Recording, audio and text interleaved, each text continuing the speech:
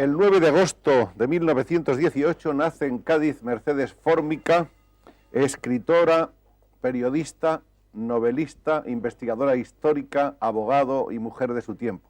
Bienvenida, Mercedes. Muchas gracias. Vamos a recordar uno de los momentos estelares, que son muchos en la vida de Mercedes. Ocurre en 1953, cuando una mujer llamada Antonia Pernia, de 42 años, es agredida por su marido con un cuchillo de cocina con el que le infiere hasta 12 puñaladas, 12 cuchilladas tremendas que la llevan al hospital, donde está debatiéndose entre la vida y la muerte. Esta mujer, a la que vemos aquí al lado de Mercedes Fórmica. Este fue el punto de partida de una sonada y vigorosa campaña que desarrolló Mercedes, invocando la reforma del Código Civil en favor de la mujer. Estamos viendo ahí a Mercedes con su toga y su birrete de abogado, en pleno ejercicio. La veremos también aquí al final con Antonia Pernia y con sus hijas, a las que está en esos momentos también explicando menesteres y pormenores de su caso. Esa campaña que inicia Mercedes en 1953 se culmina en 1958 con la reforma de 88 artículos del Código Civil. Sí, fue. Mercedes, ¿cómo fue esa pelea tan brava? Bueno, a mí me pareció que cuando yo empecé a ejercer la carrera, me encontré, porque no me dejaron para ejercer más que eso tan duro que se llama la libre profesión.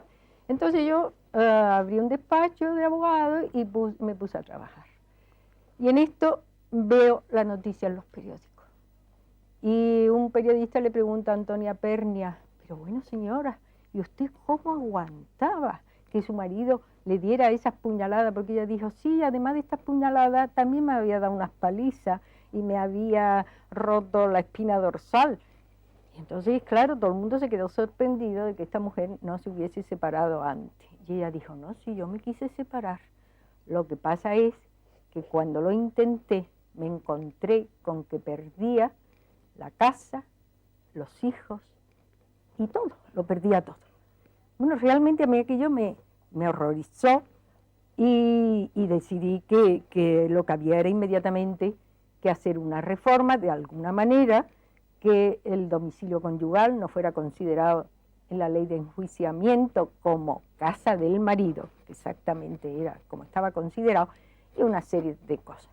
Entonces debo decir, porque es verdad, que Torcuato Luca de Tena me abrió plenamente las páginas de ABC para llevar a cabo esta campaña, y aquí me gusta mucho tener ocasión y oportunidad de agradecerle esto, que fue una especie de lanzamiento del que me sentí y me siento profundamente agradecida. La campaña tuvo mucha repercusión, tanto en la prensa nacional como en la extranjera. Hubo comentarios de todos los tipos y colores. Pero bueno, de todos los tipos, porque lo mismo en el Telón de Acero, que en América, que en toda América, ¿verdad? En todas partes. Realmente yo creo que aunque tuvo mucha resonancia, por supuesto, en España, donde la tuvo de verdad fue en el extranjero. Y ya, bueno, la prensa extranjera, una parte de la prensa extranjera destacó a Inger Moraz, la mujer que después fue de Arturo Miller, para que viniera aquí y siguiera un poco paso a paso toda esa campaña, ¿verdad? Y el resultado final. Esas fotos que hemos visto al principio del programa que les mostrábamos son precisamente de Inge Nora, la esposa de Arthur Miller. Sí. Que es una extraordinaria reportero gráfica, entre otras cosas. Maravillosa, ¿no? Maravillosa, además de ser muy guapa y muy inteligente, era una intelectual, ¿verdad? Una mujer muy preparada. En lo que respecta al hecho en sí del que puso en partida, que fue el factor desencadenante de la campaña, del caso de Antonia Pernia y su marido, ¿cómo terminaron las cosas? Pues las cosas terminaron desde luego separándose, ¿verdad? Ya es claro, los mismos jueces empezaron a tomar el asunto con otro punto de vista y efectivamente ella quedó con sus hijas en la casa y con su familia, vamos. Para los años 50 entonces nuestras leyes eran excesivamente machistas. Bueno, no eran machistas, eran más chotonas, vamos, no se puede decir más. Las cosas han cambiado. Las cosas han cambiado mucho y a lo mejor ahora pues están, en fin, a pesar de todo consideran que esa reforma fue, las feministas actuales consideran que esa reforma fue mezquina, pequeña, titubeante, pero en aquel momento quizás no se podía conseguir más. Mercedes Formica es, por lo tanto, una pionera del feminismo militante y activo. Yo, más que feminista, yo creo que lo que he hecho ha sido ocuparme de la mujer, quizás no dentro de esos esquemas feministas tan agrios, porque siempre la cosa del feminismo tiene algo agresivo, ¿no? Yo por naturaleza no soy agresiva, por lo tanto creo que hay que razonar y ver las cosas con una gran serenidad, pero siempre es claro, si la mujer tiene razón y es la parte más débil, pues no faltaba más, hay que defenderla. ¿Se sumaron otros abogados o se oyeron otras voces también de compañeros de la prensa en apoyo de las reivindicaciones que planteaba Mercedes? Sí, sí, por supuesto hubo de todo, como siempre, ¿verdad? Sí, unos estuvieron a favor, otros estuvieron en contra, pero lo que más impresionó, me acuerdo, al periódico, es que las cartas que se recibieron, que fueron miles, miles, pues que eran de hombres, o sea, eran los hombres en la situación esa, bien, no personal, ¿verdad? No era el marido, entendámonos, era el padre de una mujer que estaba en esta circunstancia, un hermano, esos todos se volcaron. Pero hubo lucha, no fue tan fácil, no. Tan fácil no fue. Por otra parte, y en esos días, más o menos contemporáneamente a eso, se le había ofrecido a Mercedes Formica formar parte de una ponencia. Ah, sí, sí. La ponencia sobre la mujer, pero ya no frente al derecho público, como era esta faceta, sino frente al derecho. Perdón, esto que hemos visto era en el derecho privado. Y entonces ya fue frente al derecho público, en la cual yo intervine, quizás de verdad no tuvo trascendencia en el sentido de publicidad, pero yo estaba tremendamente identificada con esta situación, que es así que me parecía injustísima, que era la situación de la mujer universitaria que no podía ejercer, después no podía sacarle partido a su título universitario porque no podía opositar en nada, se había hecho una especie de cerrazón muy sutil, ¿verdad? Muy hipócrita, muy solapada, en la cual usted con un título universitario, el que fuera, pues no podía opositar porque había un paréntesis en los programas de oposiciones que decía como requisito ser varón.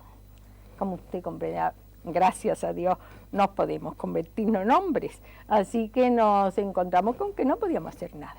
Y así, en esa ponencia trabajé muchísimo, pero muchísimo, casi tanto como en la otra faceta de jurídica, en el Instituto de Estudios Políticos, que dirigía en aquel momento un antiguo profesor mío, Javier Conde, que había sido mi catedrático de Derecho Político, y donde intervinieron todas aquellas mujeres que tenían título universitario y habían podido, sí, en cambio, ser arquitectos, trabajar como arquitectos, trabajar como registradores de la propiedad, ingenieros, todo eso.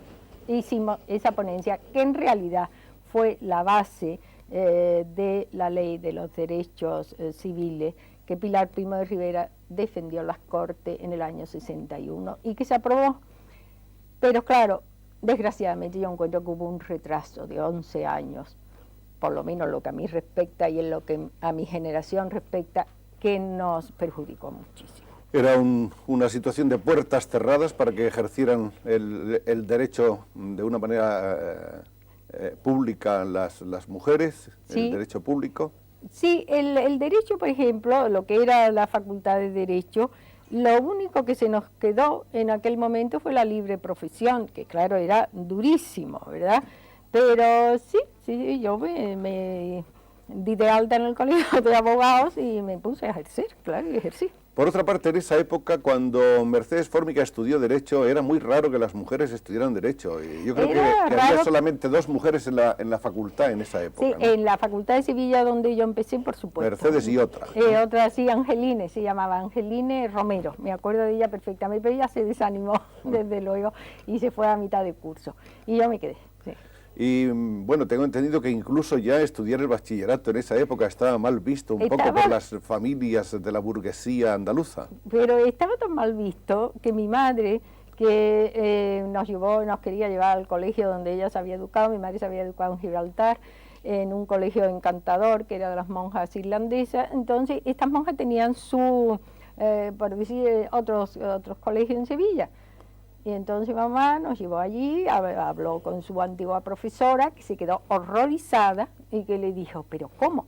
Piénsalo muy bien, porque si tus hijas estudian el bachillerato y pisan la universidad, por supuesto, en Sevilla no se casan. ¿Y por qué eran esos prejuicios? No lo sé. Bueno, es curioso, ¿verdad? Yo creo honradamente que ahora, después de mucho estudiar este asunto y de preguntármelo, no era por una cuestión de marisabidilla o pedantería, no. Yo creo que tenía unas raíces mucho más profundas. Por ejemplo, está muy bien mirado, esto muy bien visto por Américo Castro. En Los alcaldes de Daganzo, por ejemplo, cuando él comenta esta obra de Cervantes, Américo Castro señala cómo el hecho de la cultura, el tener cultura, era en realidad un signo de judaísmo. O sea, ese rechazo no venía, yo creo honradamente que no venía por una cuestión de pedantería o de marisabidilla, y eso no. Quizá ya no se sabía, se había perdido la raíz, ¿verdad? La razón se había perdido, pero la verdad era esa. Es decir, era ese grupo que no tiene limpieza de sangre, que está marginado. Porque fíjese lo que le preguntan a Humillos, le dicen, ¿sabéis leer? Y entonces él dice, no lo permita Dios. Vamos, no dice esa palabra, dice, no, que esos son quimeras que llevan a los hombres al brasero y a las mujeres a la casa llana, o sea, a la prostitución. Pues sí que estaban las cosas sí, en sí, aquel ese momento primer paso de la como cultura, para ponerse a estudiar, ¿no? Era, ¿no? Desde, bueno, ya cuando yo estoy hablando de eso, ¿verdad? Ya se ha perdido sí, no se sabe por qué no gusta. Bueno, pero todavía cuando Mercedes Fórmica decide, impulsada por su madre, estudiar bachillerato en el colegio donde ella iba, del Sagrado Corazón, hablar de las del bachiller era una cosa despectiva, peyorativa. Estábamos un poquito marginadas, ¿verdad? Éramos unos seres extraños que mi hermana Elena y yo salíamos allí miradas por todo el mundo, esas dos locas, esas dos, ¿qué van a hacer? Estudiar el bachillerato. Y ahora, fíjese usted, el colegio era magnífico, porque debo decirlo, y las monjas cultísimas, y yo hice un final de bachillerato estupendo en ese colegio. Sin perjuicio de que hablemos más adelante de la obra narrativa de Mercedes Fórmica, quisiéramos referirnos aquí a la última parte de su obra como escritora, que ha estado basada en la investigación histórica. De tal manera que apareció publicada por Revista de Occidente este libro, La hija de don Juan de Austria, Ana de Jesús en el proceso al pastelero de Madrigal, con un prólogo de Julio Caro Baroja y un homenaje de José María de Areilza.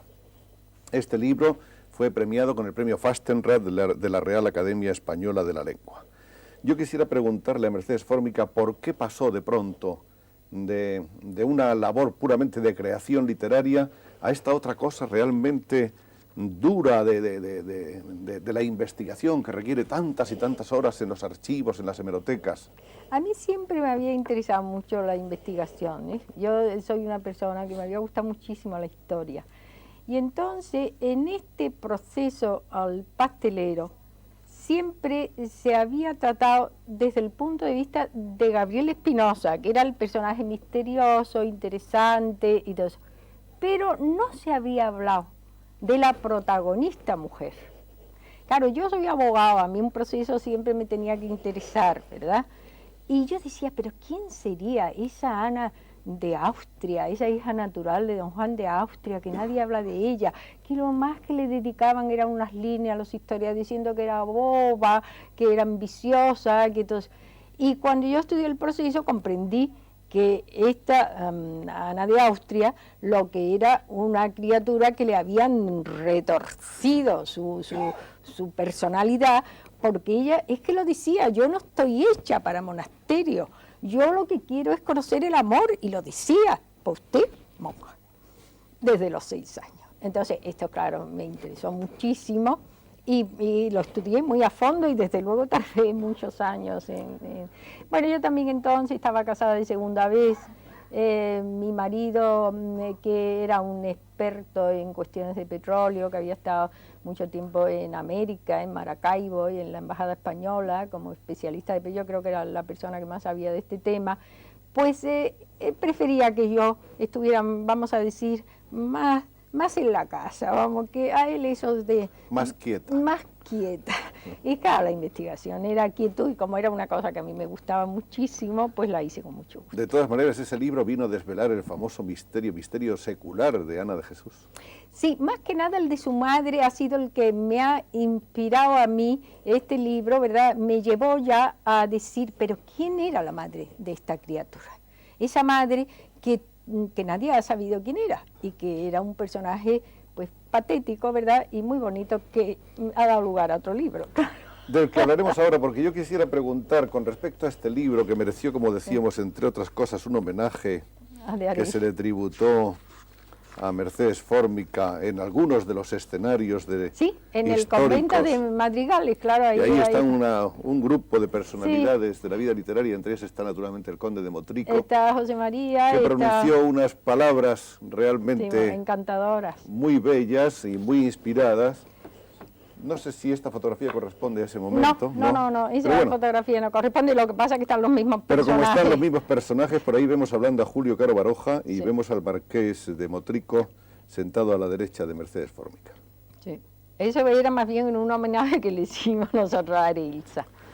Me gustaría que nos hablara, puesto que esa labor de investigación ha sido sí, tan exhaustiva, de cuáles han sido las conclusiones obtenidas en cuanto a cuál era el papel de la mujer en el siglo XVI en este país. Pues en este país la mujer en el siglo XVI realmente tenía un papel pues muy secundario, ¿verdad? Era una mujer que decidían por ella, para empezar. ¿Sí? El hombre de la familia, lo que se llama el varón, decidía, pero tranquilamente, ¿verdad? Y decía si iba a ser monja, si se iba a casar. Por supuesto, no le preguntaban para nada si ese señor con el que iban a casar le gustaba.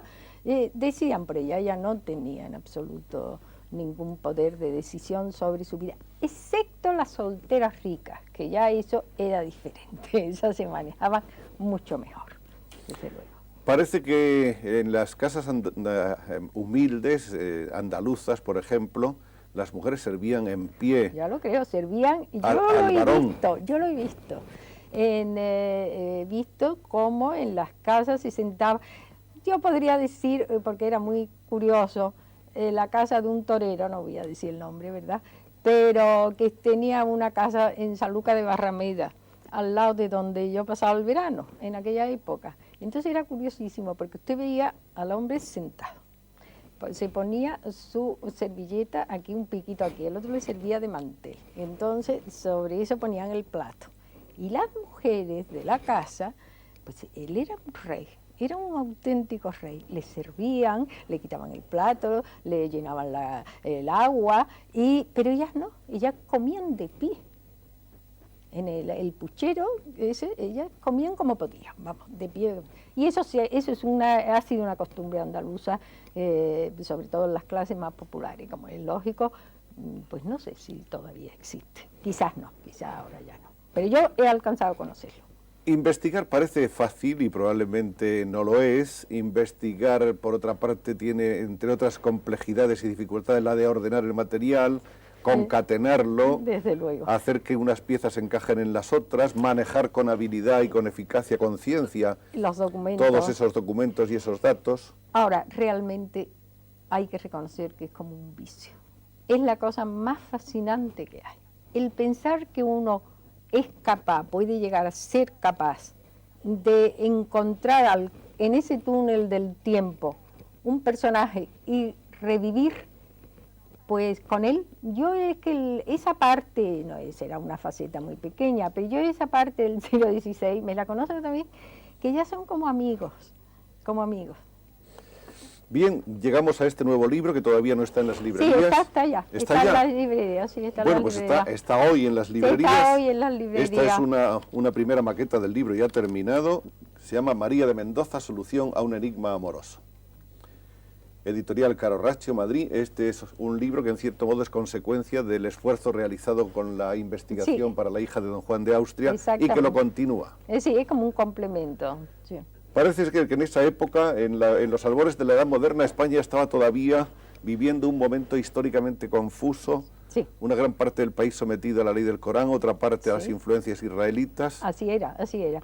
Es el momento ese en que todavía hay una gran influencia israelita, soterrada, ¿verdad?, por la cuestión de la limpieza de sangre, costumbres, desde luego, árabes, por supuesto, ¿verdad?, porque había esta especie de matrimonio, de hecho, que nosotros ahora parece imposible que existieran, pero que allí existían.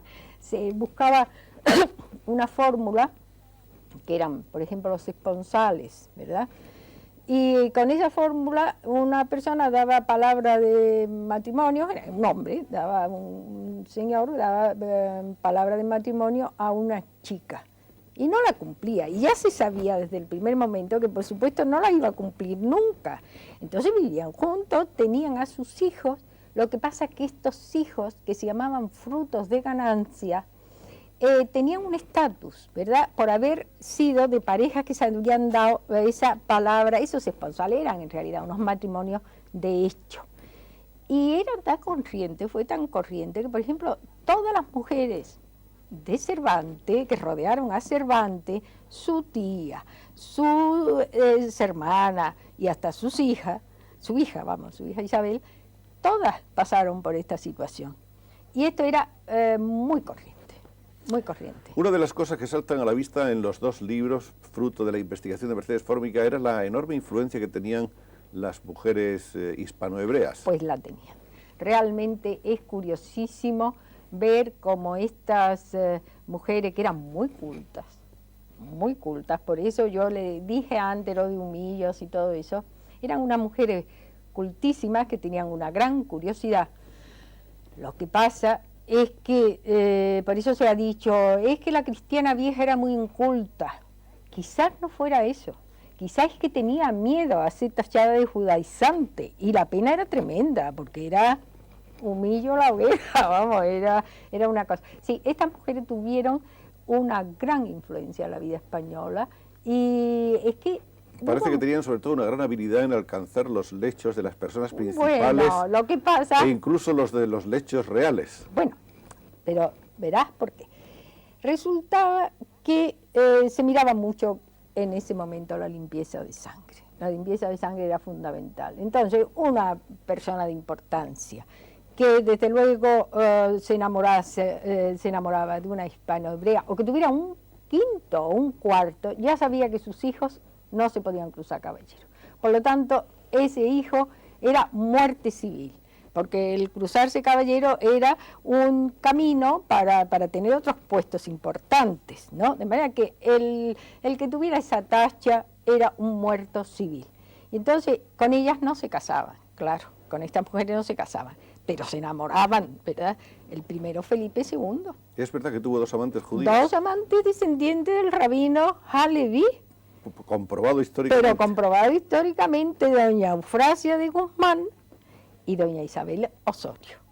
Doña Eufrasia de Guzmán, ella se llamaba en realidad Franco de apellido, ¿verdad? ¿Qué pasa? Que bailaban los apellidos cuando aparecía. Ella se llamaba Franco y descendía directamente de Halevi, que fue un rabino de Burgos que se convirtió sincerísimamente al catolicismo y fue arzobispo católico después, con el nombre de Pablo de Santa María, porque él era de la tribu de Leví, claro, era de la tribu de la Virgen, ¿no? Y por eso se puso Pablo de Santa María, Pablo Cartagena. Pues doña Eufrasia de Guzmán efectivamente fue amante de Felipe II.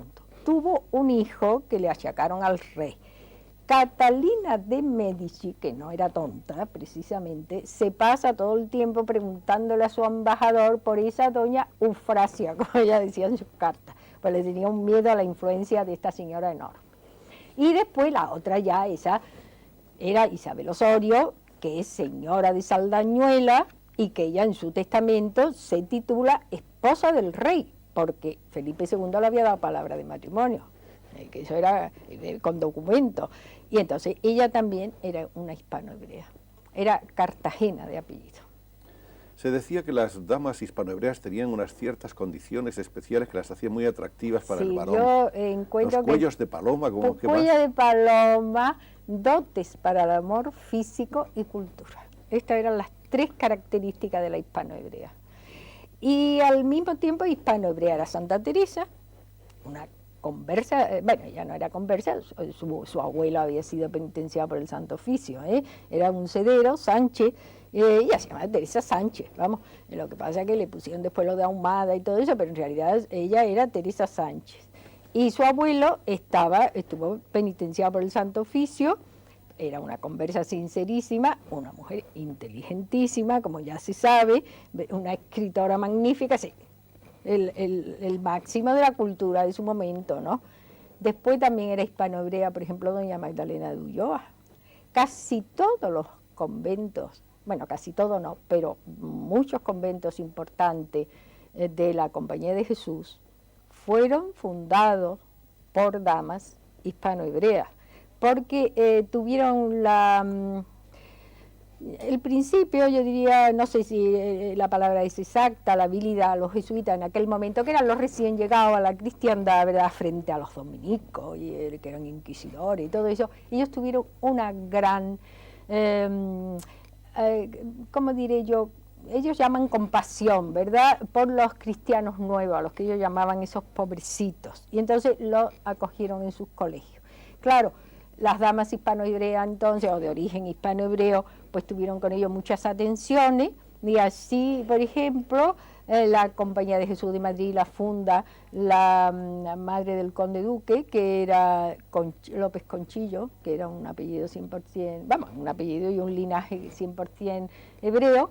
Después la Compañía de Jesús de Soria la funda otra hispano-hebrea, doña María de Mendoza, nieta de un contador, y doña Magdalena de Ulloa, que se fundó cuatro colegios de la Compañía de Jesús, el de Villa García de Campo, de Oviedo, no sé si otro más, y que ella también era nieta de un gran tesorero real que se llamaba Ñáñez. La vastedad de la erudición de Mercedes Fórmica en lo que se refiere a esta época de nuestra historia es realmente impresionante. Bueno, no sé, soy muy pesada, y podría desvelarnos gran cantidad de secretos, que irá haciéndolo con el tiempo. Pero Mercedes no solo ha estudiado los papeles, ha estudiado también la realidad, ha estado paseando el viejo Madrid de los Austrias, lo que queda, y ha reconstruido un poco mentalmente y por los papeles y por los planos lo que era aquel Madrid. ¿Cómo era el Madrid del siglo XVI? Pues un Madrid lleno de contraste, ¿verdad?, donde se veía frente a o cerca de unas casas magníficas, pues unas casitas de adobe, donde había frío, donde había calor, pero al mismo tiempo estaba todo ese mundo bullicioso, ¿verdad?, de los tercios de Flandes, de los venecianos, de las aljubas, de los moriscos. Era un mundo fascinante. ¿Queda mucho de ese Madrid? Queda poco, desgraciadamente, porque lo han destruido. Yo es que me pongo enferma, vamos, cuando lo veo. Porque esa calle Atocha, por ejemplo, esa maravilla de la calle Atocha, que empezaba, todo ese lado donde está ahora el Ministerio de Asuntos Exteriores, estaba el Ministerio de Asuntos Exteriores, que era la cárcel de los alcaldes de corte y casa. Bueno, eso es un edificio precioso que está de pie. Pero es que al lado estaba nada menos que el Colegio de Santo Tomás, que era una joya churrigueresca. Y eso estaba de pie en 1900. En 1900 estaba de pie. Al lado estaba el Monasterio de la Trinidad, que eso era una creación herreriana de la época de Felipe II, donde tenía un claustro de 48 arcadas, una escalera de locura. Vamos, era un edificio fascinante, donde está enterrado María de Mendoza, precisamente, ahí estuvo enterrada. Y a principios de siglo deciden unir la calle Carreta con la plaza de Tirso de Molina, y habiendo otra solución, que era la solución de agrandar la concesión, la calle Concesión Jerónima, cruzan por el claustro de ellos y levantan encima el Teatro Calderón, que yo no tengo nada contra el Teatro Calderón porque desde luego a mí me gusta mucho el teatro, pero bueno, y esos cines horribles, y destruyen esa maravilla, y como destruyen también el Colegio de Santo Tomás, para hacer unas casas de piso horrendas. El hijo de Carlos V resulta que tiene una hija con una mujer llamada María de Mendoza. Que es un secreto. Y nadie sabe quién es esa mujer, los historiadores, claro, muy vinculados a España por la cuestión de los Países Bajos, como eran unos historiadores del siglo pasado, que era Gallard y Morel Fatio, que son los dos grandes historiadores de esta época española, porque a ellos les interesaba sobre todo al belga como antiguo reino que había pertenecido a la corona española. Les interesó muchísimo todo este tema de don Juan de Austria, de sus hijos, pero nunca dieron con este personaje. Un historiador español de la época, que se llamaba el padre Osorio, de la Compañía de Jesús, ese sí aludió a ella también, a María de Mendoza, pero todo quedó así en la nebulosa y nadie logró saber quién era esta mujer. El padre Colón más fantaseó lo que quiso sobre ella, pero nada. Y yo ya estaba... Yo la tengo que encontrar. Yo a esta mujer la tengo que encontrar como sea. Ha sido casi un método policíaco, ¿no? Casi una encuesta. Casi, hasta que la encontré su testamento. Después de 12 años de buscar sobre... Y qué curioso, yo, claro, soy supersticiosa, ¿verdad? Como buena andaluza. Y el día que hacía el aniversario de su muerte, yo encontré un documento pulverizado en el archivo de protocolo de Madrid, cuando ya se iba a cerrar aquel día, ya quedaban 10 minutos y de pronto aquel papel pulverizado que estaba reducido a ceniza, digo, pero que la ha encontrado, que me parece que la ha encontrado, y ponía ella, yo, en su testamento, era su testamento, su primer testamento, en que decía, y yo para descargo de mi conciencia declaro que mi hija Ana es hija del señor don Juan de Austria. Y firma María de Mendoza. Y claro, esto ya fue un camino, pero es curioso.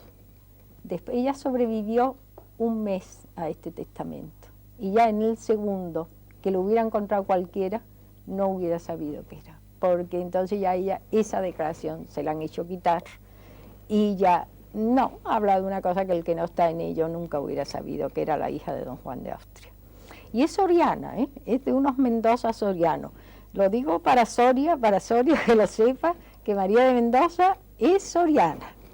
Bueno, creo que Mercedes Fórmica estuvo siguiendo la pista de todas las Marías de Mendoza que en nuestra historia fueron y encontró qué sé yo cuántas, todas se llamaban María de las Mendoza. pistas de todas ellas. Todas se llamaban María de Mendoza. Hasta que por razones de tipo cronológico, si las iba etcétera. yo, claro, por eso es una familia que me la conozco mucho mejor que la mía, desde luego. Pero sí, el personaje me ha interesado mucho porque he podido localizar incluso dónde vivió, gracias a unos estudios sobre los planos de Madrid que es de Miguel Molina Campuzano, el director de la de la Hemeroteca Municipal, que ha hecho un libro exhaustivo, maravilloso, y yo con los papeles que encontré, porque ya yo una vez que encontré el hilo, pues encontré bastantes escrituras, todas auténticas, desde luego, todas notariales, en fin, eso que dicen en Andalucía, mire usted, eso va a misa, pues va. ¿Qué tipo de mujer era la que fue el primer amor del héroe de Lepanto? Pues era una chica muy joven, lo primero es que ella muere apenas si tenía 20 años. Pero era una chica, como digo, de Soria, de San Esteban de Gormaz concretamente, que don Juan de Austria había vivido, se había hecho en aquellos años una fortaleza, una casa fuerte que se llamaba la Fortaleza de San Leonardo. Esto realmente fue un dato que había dado Agustín Amezúa, ¿verdad?, que dijo aquí en un libro precioso que él escribió sobre Isabel de Valois, él da este dato así, yo he encontrado este dato de que don Juan de Austria estaba, nadie sabía que había estado allí, pero efectivamente estuvo allí, él lo prueba, ¿verdad?, con una documentación muy auténtica, y dice don Juan de Austria en esta época estaba allí, y entonces al lado estaba María de Mendoza, de una familia nobilísima, ¿verdad?, de una rama. Pero bueno, yo ya no digo más, porque yo lo que quiero es que compren el libro. No, vamos a ver, que creo que sería interesante una fotocopia de ese Esta documento. Este es el testamento y la cláusula testamentaria en que ella hace el reconocimiento de don Juan de Austria. Ay, perdón, el reconocimiento de ser su hija de don Juan de Austria. Este es el documento que le ha costado a Mercedes Fórmica una investigación de 12 años. 12 años. Pero que por fin se salió con la suya, como era de esperarse, y descubrió todo lo descubrible. Se sabe ya toda la vida de María de Mendoza, que está en este nuevo libro suyo. Sí. Ella vivió en la plaza, en lo que hoy es la plaza de Tirso de Molina, en una casita que estaba esquina a la calle de San Pedro Mártir. Tenía una casita por allí, claro, no hay que fiarse para esto del plano de Teixeira, porque el plano de Teixeira está hecho un siglo después. Entonces hay un plano muy interesante que publica Molina Campuzano, que es el plano de Viña se le llamaba, era un belga, y eso sí, eso da una sensación muy clara de lo que era el Madrid en ese momento por esos barrios.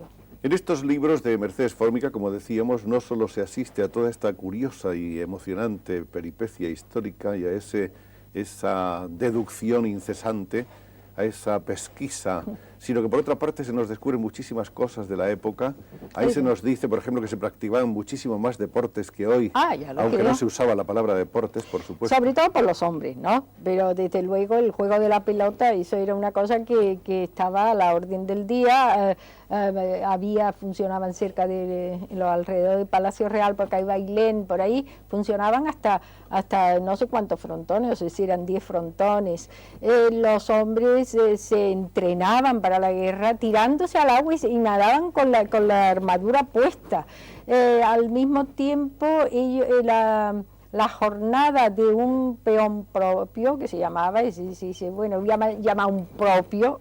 Lo de propio era ya la síntesis de peón propio. Eran 50 kilómetros al día que se echaban a andar y llegaban a todas partes. Y también nos cuenta que había una serie de afrodisíacos, de bebedizos, que eran afrodisíacos y abortivos al propio tiempo, sí, la cantárida. La cantárida, y después lo que nosotros ya hemos tenido en Andalucía con el nombre de cazuela, y las moriscas. Las moriscas eran las que eran las expertas en hierba, en la hierba, que se usaba mucho lo de la hierba, Vamos ahora un poco con la vida de Mercedes, las cosas que todavía no hemos contado. Nace en un pabellón francés ¿de dónde has sacado? En la calle Sacramento de Cádiz. Era 82. Sí, una delicia. Ahora es el sitio más horrendo del mundo porque han hecho la escuela de horroroso lo que ha quedado. Y era una monada aquello. Era un poco como un palacete de archiduque. Sí. Pero que había venido a menos. Terminaron un poco deprisa, ¿no? Sí, sí. Y lo había construido un millonario francés que se murió antes de acabar la obra, Pues yo creo que sí, o se arruinó, se murió y lo vendieron en pública subasta, entonces lo compró la compañía donde mi padre era ingeniero, que era una compañía francesa. Y en el jardín, que debió de haber sido una preciosidad, pues allí se hicieron las oficinas, en fin, era otra cosa. Donde hubo alegorías, mármoles rosa, cristales magníficos. ¿Pero de dónde ha sacado todo eso? Noticias. Ahí tenemos una fotografía del abuelo, sí, del abuelo de Mercedes. Pero es el abuelo materno. El abuelo materno. Sí, que era ingeniero naval. En cuanto a su padre, era ingeniero industrial de origen italiano. Sí. 6 años después de nacer en la calle Sacramento de Cádiz, se trasladan a Sevilla porque al padre lo nombran director de la Compañía Catalana de Gas y Electricidad en aquella ciudad, que tenían además vivienda. Esos son el padre y la madre. Ven ustedes qué bonita la foto de la mamá de Mercedes. Sí, que era buenísima. Qué foto de época y qué belleza. Tenían vivienda en el piso segundo del edificio, era la calle Rivero 6, boca calle de Sierpes. Sí, así era. Y paralela al callejón de la Zofaifo. Sí, así era.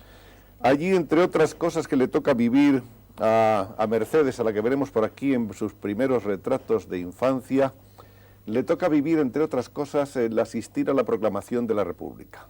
Esta es una de las fotos primeras que hay de Mercedes. La primera, en Medina Sidonia. En Medina Sidonia. La proclamación de la República se produce cuando Mercedes tiene 12 o 13 años y parece ser que les duele profundamente la caída de la monarquía porque los padres y la familia eran monárquicos. Sí, ¿no? oye, en mi casa fue Profundamente una verdadera tragedia que no comprendo porque ni eran palatinos ni nada, pero fue una verdadera catástrofe, ¿no? Como ya habíamos dicho antes, fue ella la primera alumna del Sagrado Corazón que osó cursar el bachillerato. Con mi hermana Elena, Con su hermana Elena, eso es. Parece que en esos tiempos no fue feliz Mercedes, ese colegio era demasiado clasista. Sí, pero por otro lado yo le tengo simpatía porque fueron muy buenas profesoras. De manera que había muchos prejuicios, se fomentaba el amor al dinero, el poder, ¿no? Sí, sí. Bueno, vamos ahora a ver cómo era la Mercedes de los años mozos. Vean ustedes ahí qué mujer más hermosa. Era una de esas grandes bellezas, con un tipo distinto de la tradicional belleza andaluza. Lo mismo sucedía con su hermana Elena. ¿Acaso por eso, por ese aire diferente, les llamaban las Gretitas? Eran como dos pequeñas Gretas Garbo por las calles de Sevilla. ¿Quién le ha dicho eso? Y andaban todos los mozos al retortero. Bueno, no sé si tanto como al retortero. Tenemos por ahí algunas fotos que iremos viendo a lo largo del programa donde vemos cómo era Mercedes en aquellos tiempos, con una sociedad muy cerrada todavía, sí, con una especie de friso casi solanesco de señoras de respeto que estaban siempre persiguiendo con los impertinentes lo que hacían negro, ¿no? Cada una de las muchachas, el zócalo negro, ese era. ¿Qué significaba esa presencia pues siempre inquisitorial? El Zócalo Negro era el momento ese, bueno, en que pues eran como las guardadoras de las buenas costumbres, ¿verdad? Como las celadoras de las buenas costumbres. Y sí, se le tenía un miedo horroroso. Ahí se habla de muchas cosas. Yo he oído contar historias como la historia de los guapos de la calle Trajano. Ah, sí, guapísimo, guapísimo. Los Medina Garbey, uno de ellos Rafael Medina Garbey, que después se casó con la duquesa de Medina Celi. Guapísimo era. Estábamos todas enamoradas de él. Y hubo un primer amor imposible a los 17 años, ¿verdad, Mercedes? Sí, hubo. Pero como fue imposible, sí, pues mejor no hablar. Mejor ni hablar.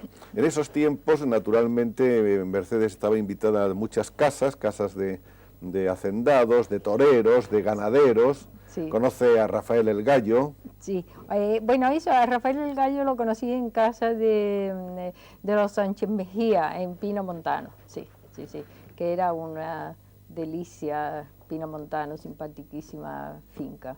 Y también conoció a la que fue su esposa, a Pastora Imperio. ¿Les conoció como pareja o no? Ah, no, yo a Pastora la he conocido después. Sí. Pero usted sabe... Estuve a punto casi de escribir la biografía de Pastora, porque tenía mucho interés Inger Moraz, precisamente, cuando vino aquí.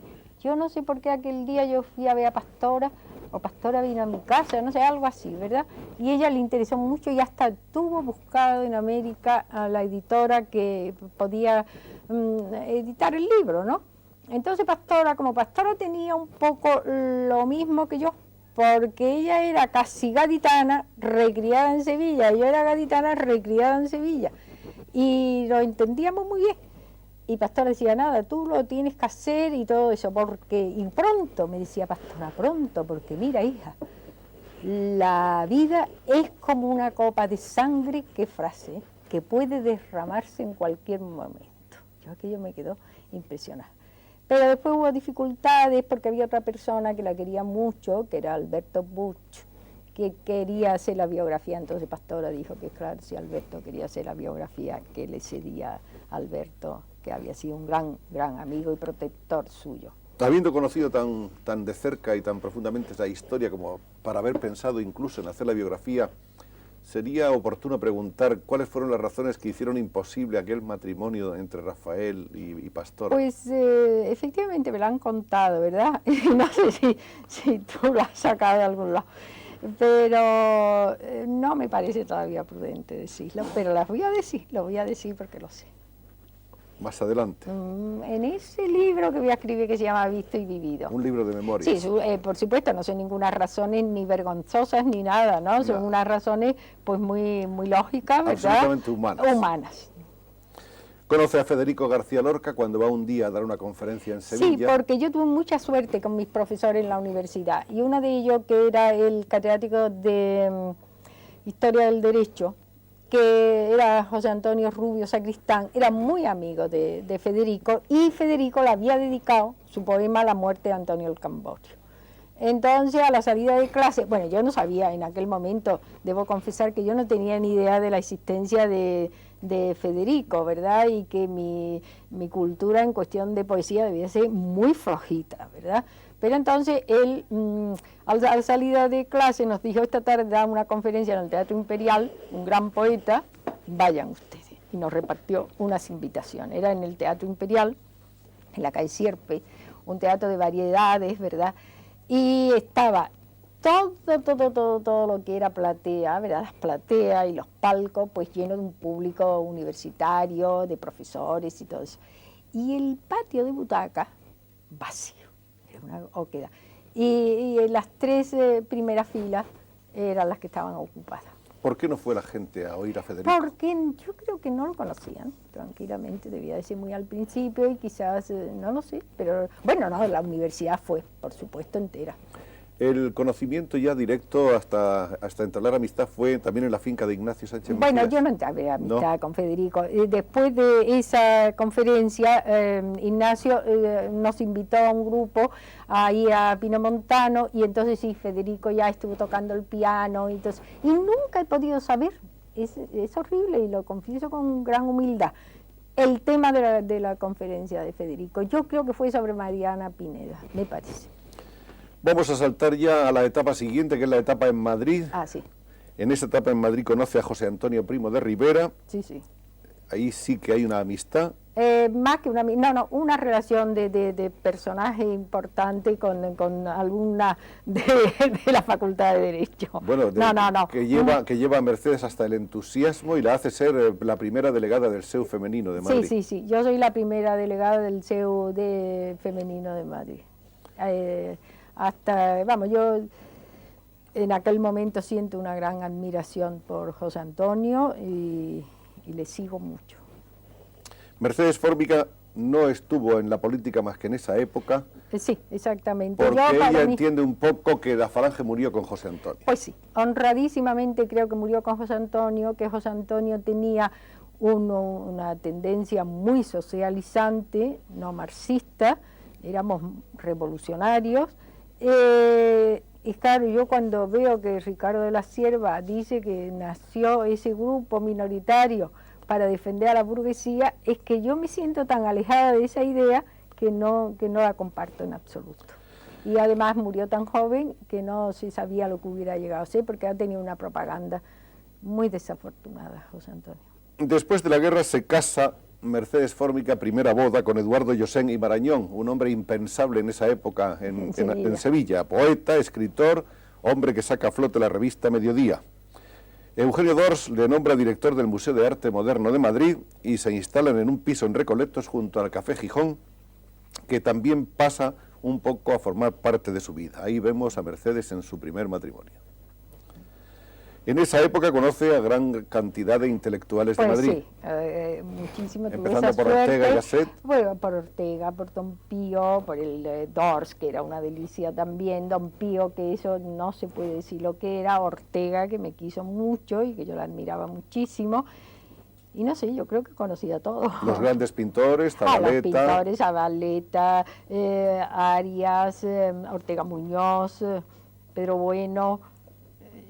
Ya no sé, no me quiero, Pancho Cosío, Cristino Mayo también.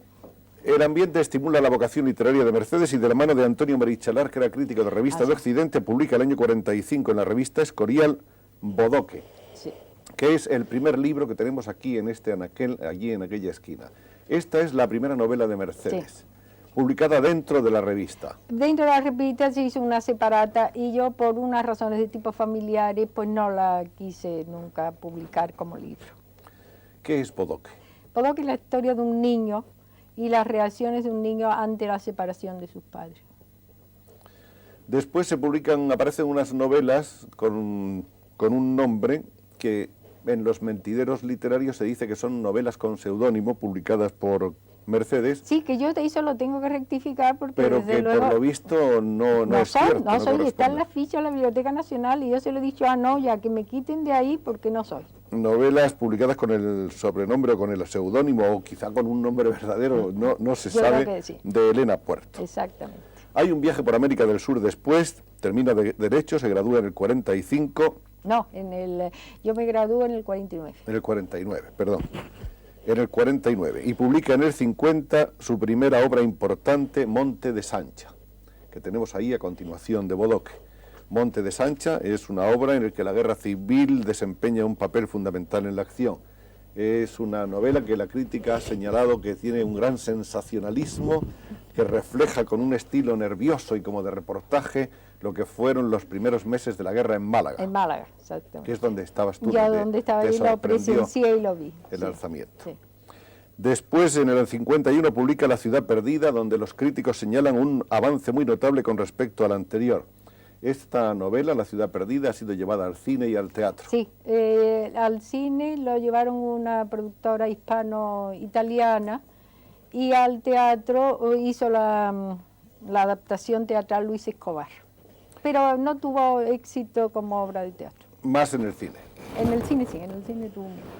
Esta novela que tuvo el premio Cid, a instancia de Parte, se publica en el año 1955 e incide plenamente en la problemática de los derechos de la mujer, que como ven ustedes es una constante en toda la labor de Sí, Mercedes. porque esto era efectivamente cómo a través de un adulterio penado, con una pena durísima, se podían hacer toda suerte de barbaridades. Vamos. Digamos que en el jurado que le dio este premio, el premio Cid, figuraban entre otras grandes firmas Carmen Laforet, Sí, ¿verdad? Dionisio Redruejo, Damaso Alonso y Melchor Fernández Almagro. Bueno, después le conceden una beca, la beca Eisenhower, para irse una temporada a Estados Unidos, Sí. pero no llega, No, porque me caso de porque segunda vez. decide, se enamora de repente y se casa por segunda vez. ¿Qué tal experiencia es esa de casarse dos veces, Mercedes? Pues yo creo que es una experiencia muy buena para toda la persona. Y además fueron dos personas completamente diferentes, Muy ¿no? diferentes, sí. muy Esta es la diferentes. segunda boda que estamos viendo en esa fotografía ahí. Tu marido en esta ocasión es José María Careaga, ¿no? Sí, José Ahí María está. Careaga, que era ingeniero industrial, que era un experto en petróleo, creo que era la persona que sabía más de petróleo. También estaba vinculado con la cosa literaria, porque su padre había fundado la Gaceta del Norte, el periódico, una persona muy culta, ¿verdad?, que había viajado mucho, había sido agregado de petróleo a la embajada en Washington, bilbaíno, pero que no le gustaba nada que yo así me moviera mucho. Bueno, vamos a quemar la última etapa porque los minutos ya no nos dan cuartel y queremos presentarles para que vean ustedes un ejemplo de cómo en aquella época la belleza de Mercedes Fórmica llamaba la atención de todos, aparecía en las revistas, en la portada como símbolo de la belleza española. Es curioso que en Valencia, en Las Fallas, se hizo una vez una falla en la que aparece Mercedes Fórmica, naturalmente caricaturizada en ella, y desde luego diríamos que mucho más voluminosa de lo que ella nunca fuera, ¿no? ¿Por qué fue eso de que los Ella fue valencianos... cuando los derechos, cuando la campaña de la reforma del Código, los estudiantes de la Facultad de Derecho de Valencia, en la falla de la plaza de la universidad, pues hicieron esa falla. Aquí tenemos a Mercedes junto a Torcuato Luca de Tena y a don Manuel Aznar. La vemos aquí toreando a la Limón, ¿con quién? Con Domingo Ortega. Con Domingo Ortega, nada menos. Sí. Buen maestro. Sí, sí. Esta es una fotografía de una fiesta en la que está también la duquesa de Windsor. La duquesa de Windsor está aquí, ¿no? Sí.